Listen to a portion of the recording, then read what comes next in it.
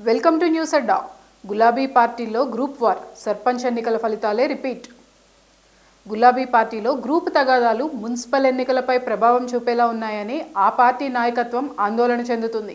కొన్ని నియోజకవర్గాల్లో నాయకుల మధ్య ఉన్న ఆధిపత్య పోరు అభ్యర్థుల ఎంపికపై ప్రభావం చూపే అవకాశం ఉందని రాజకీయ విశ్లేషకులు భావిస్తున్నారు. గ్రామ పంచాయతీ ఎన్నికల్లో కాంగ్రెస్ అధిక స్థానాలు కైవసం చేసుకుంది. మున్సిపల్ ఎన్నికల్లో అధికార పార్టీని ఢీకొట్టాలని కారు పార్టీ కంకణం కట్టుకుంది. అయితే నాయకుల మధ్య సమన్వయం లేకపోవడం, ఆధిపత్య పోరు ఆ పార్టీకి రాజకీయంగా ఇబ్బందిగా మారిందనే అభిప్రాయాలున్నాయి.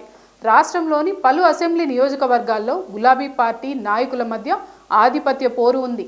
మహబూబాబాద్, భూపాల్పల్లి, షాద్ నగర్, కాగజ్ నగర్, ఆలేరు, నాగార్జున సాగర్ వంటి అసెంబ్లీ నియోజకవర్గాల్లో నాయకుల మధ్య, కారు పార్టీ నాయకుల మధ్య ఆధిపత్య పోరు ఉంది.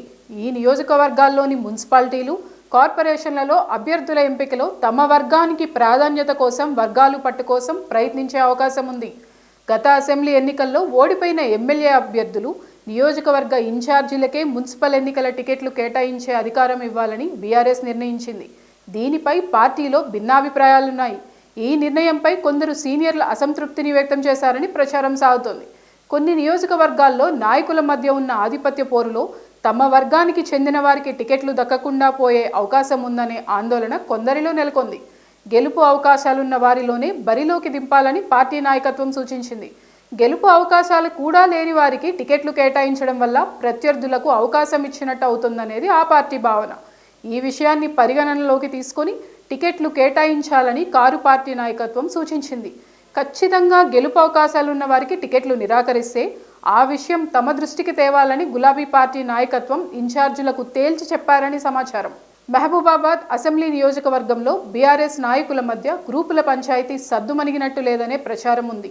మాజీ ఎమ్మెల్యే శంకర్ నాయక్, మాజీ మంత్రి రెడ్జా నాయక్ కూతురు మాజీ ఎంపీ కవిత మధ్య గ్యాప్ ఉందనే గులాబీ పార్టీ వర్గాల్లో ప్రచారం ఉంది. మాజీ మంత్రి సత్యవతి రాథోడ్ కూడా గతంలో ఇదే నియోజకవర్గం నుంచి ప్రాతినిధ్యం వహించారు. బీఆర్ఎస్ అధికారంలో ఉన్న సమయంలో ఆమె ఎమ్మెల్సీగానే కొనసాగారు. ఈ నియోజకవర్గంలో కీలక నాయకుల మధ్య గ్యాప్ టికెట్ల కేటాయింపుపై పడే అవకాశం ఉందని చర్చ సాగుతోంది. భూపాల్పల్లి నియోజకవర్గంలో మాజీ స్పీకర్ మధుసూదనాచారి, మాజీ ఎమ్మెల్యే గండ్ర వెంకటరమణారెడ్డి మధ్య కూడా ఆధిపత్య పోరు సాగుతోంది. ఈ నియోజకవర్గం నుంచి వచ్చే ఎన్నికల్లో గండ్ర వెంకటరమణారెడ్డినే గులాబీ పార్టీ బరిలోకి దింపే అవకాశం ఉందనే ఆయన వర్గీయులు ప్రచారం చేసుకుంటున్నారు. ఇది మధుసూదనాచారి వర్గీయులను అసంతృప్తికి గురిచేస్తుంది. మున్సిపల్ ఎన్నికల్లో తమకు టికెట్లు దక్కుతాయో లేదో అనే ఆందోళన మధుసూదనాచారి వర్గీయుల్లో ఉందనే ప్రచారం నెలకొంది.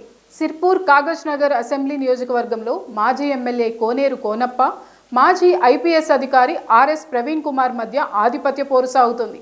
అసెంబ్లీ ఎన్నికల తర్వాత బీఆర్ఎస్ను వీడి కాంగ్రెస్లో చేరారు కోనప్ప. హస్తం పార్టీలో సరైన ప్రాధాన్యత దక్కడం లేదని కోనప్ప తిరిగి బీఆర్ఎస్ కూటికి చేరారు. ఈ నియోజకవర్గంపై ప్రవీణ్ కుమార్ ఆశ పెట్టుకున్నారు.